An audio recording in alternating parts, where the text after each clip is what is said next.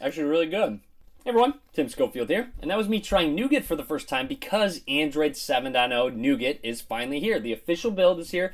I have it installed on my Nexus, my Pixel C, along with my Nexus 6P. Other various Nexus devices will get the OTA update. I'll talk about those in the description. But anyways, let's get started. As always, I do a full review of everything that's new, all the new changes, including the new multi-window, other various things as well. So let's go ahead and check out Android 7.0 Nougat. I've got my Nexus 5X, my Pixel C, along with my Nexus 6P, which still does have that wood slick wrap on it. And I will be doing revisited reviews for all of these devices now that they do have Android 7.0 Nougat. I'm going to go ahead and revisit the devices after this update. Now to start, the first thing I want to do is go ahead and jump into settings, scroll down, go about phone. You'll see Android version 7.0, and this is the official build, not a developer preview. Quickly tap on that to get to the Easter egg, and this time the Easter egg is a little bit different. It's not necessarily a flappy Android game. You'll see you press and hold on the N, and a little cat will appear right there. And then you can actually customize your toggles, hit edit. You'll see a toggle here that says Android Easter egg. You can press and hold and drop that up there. And then what kind of happens is if you an empty dish will appear. You can select it and pick a specific food. So if you put a treat there and leave it there for a little while, and eventually it'll say, oh, found a cat, and then you try and find all the different cats. So that's what Android decided was their Easter egg this time. Now you'll notice the launcher looks very similar, and I believe that's going to come as another update from the Play Store, not necessarily an Android update, and it might be coming with the new Nexus devices, so you might have to wait for that to come out for the launcher to be updated. Now, you'll notice throughout the video, things have been updated visually, so that pull-down bar, completely updated. You'll see you have some toggles up here that you can actually just tap on to toggle them while they're smaller right there, and you can go ahead and expand them by pulling down again. And as I mentioned earlier, you have a bunch of various ones that you can add, data saver, invert colors, cast, and you can edit and move them around as well, which is a great feature, of course, if you want to have specific toggles before in that smaller settings, you can. So if you want airplane mode up there, you can just rearrange it up there. And then you'll notice the notifications have gotten a revamp as well. So a little bit different. One of the great things about these new notifications is that you can expand them still by pulling down. And of course, you can swipe away individual notifications. And then also, if you expand the full notification, you have a quick reply option. So you can quickly, I don't know why it's, there we go. You can quickly press reply and type and just send a message back. And that's on a per app basis. So Twitter, I know you can do it with direct messages. And developers will just need to implement that into their apps.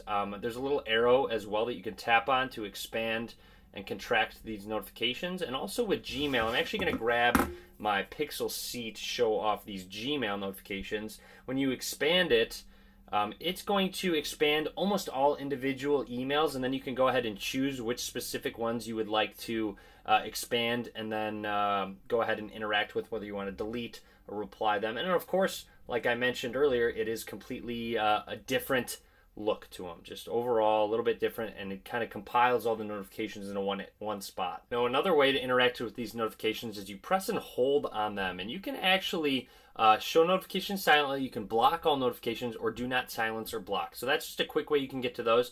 You can also swipe over and you'll see a little settings button pop up on both sides. If you do that, you can go ahead and tap that, and it's going to bring you to the exact same menu. Another update is multi-window, and finally Android has a multi-window option, and there's various ways to get to that, one of them being in your recent apps. Press and hold on one of the apps, and you'll see drag here to use split screen. So you go ahead and pop it up there, and it says app may not work with split screen. That might be with a lot of various apps, but you see it works just fine. And you can select a specific app to have right here. Options include resizing the different windows, so you have a bar here that you can pull up and pull down.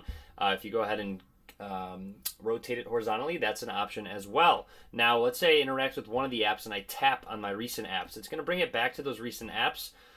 So you have that option, and then also if you press and hold on the recent apps button, that's going to take you out of that multi-window. Now if you press and hold on it again, that's another way to get into that multi-window. So pressing and holding on that button works just fine, and then of course if you press and hold on it, it takes you out of it. Now another function of the recent apps, which I really like, is like an alt-tab function in your keyboard. You press it once, press it again, it's going to switch you into that other previous app. So you can just go ahead and quickly swap between your first two apps in your recent app tray. Then also about the recent app tray, you have a clear all button all the way up at the top, And now you'll notice it really won't have nearly as many applications loaded in the recent apps. They actually will start to clear them out as you don't use them, which is nice. It's not going to be super cluttered, and you can get up to that clear all button. It wipes them all away.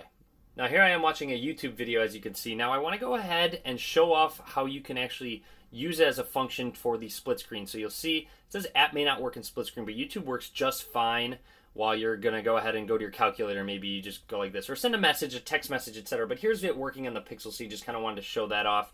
And of course, you'll see YouTube videos working fine. So great, you can watch YouTube and also interact with other apps at the same time. This update also includes Unicode 9 for emojis, so a lot of new emojis, along with updated ones, updated looks, color options. You press and hold on emojis as well. Here's a look at some of the new ones. Next, I want to go ahead and hop into your settings because that got revamped. So first of all, when other various settings are on, such as airplane mode or do not disturb, it brings up a colored option right here that you can have a drop down, and it lets you know what it's doing, and then you can also turn it off if you'd like, and then same with do not disturb, you can turn that off as well. So that's up there. You have suggestions, which you can actually minimize and maximize. You'll see you can use your voice, change wallpaper. It's going to add certain suggestions, and you can remove them as well. If you do not want to see any of the suggestions, you just go ahead and remove them all, and they go away. Now also with this new look, you can actually swipe over, and you'll see you have some quick shortcuts to all of the various settings. I don't know if I really like this. It's really strange how they do this, but if I want to jump into display, you'll see that drop down's up there in the upper left hand corner. I switch to battery. Let's go back to display. So you'll see you can quickly swipe between other ones without having to press the back button and re-find the new settings. But speaking of display, let's go ahead and you can actually change various sizes. So you'll see display size can be changed, which is new. So you have default, larger, largest, and all the way down. So you can kind of change that depending on how you like it, which is awesome customization options. Font size, which I think has always been there, but you can change the size of that as well. Now also, I want to make note, there's a Daydream VR in Android 7.0 Nougat. So you'll see when devices in VR mode, just gives you an option right here, use low motion blur settings or do nothing. Well, that is coming very soon. I'll do a video on Daydream VR once it's available. Now I also want to talk about one of the new smart lock functions under security settings, and you'll see Trusted Face is there. They have actually updated Trusted Face. So you can actually set that up for best results, hold at eye level, etc. So it goes ahead and uses the front camera to look at your face and actually get some facial recognition to actually unlock your device. So that's just another update that they have included in Android 7 to make Trusted Face a little bit better. Another update is with battery life. Battery life should be better in Android 7.0. As you can see, it actually included Doze and Marshmallow, but now they have Doze on the go in Nougat. So like my 5X right here, just sitting here, is probably saving battery life, just kind of chilling there, not being moved. But if you throw your Nexus in your pocket or any device on Android 7.0, it's still going to utilize that Doze. Even though you're moving your phone around, it just will recognize if you're not using it. It will go ahead and go into that Doze mode and actually save battery life. So expect it to be a little bit better on Nougat than Marshmallow. Overall, Nougat feels very snappy and quick. Lots more to come in my revisited video, so make sure you click that subscribe button. And of course, there's a couple other things that I can't really show off yet. One's the Vulkan API, which is going to help with 3D graphics once developers start implementing that into their games. So expect some better 3D gaming coming soon. And also seamless updates. So if you go to About Phone System Updates, it's going to do a better job at updating the device in the background and not completely interrupting your device. And just overall boot time should be quicker as well on Android 7.0 Nougat. So that's pretty much it. That's everything I want to talk about. Lots more to come. I will do other videos on Android 7.0 Nougat as well in the future, so stay tuned for those. Click that subscribe button as I mentioned. And as always, guys, I really appreciate you watching. Thanks, and have a good day.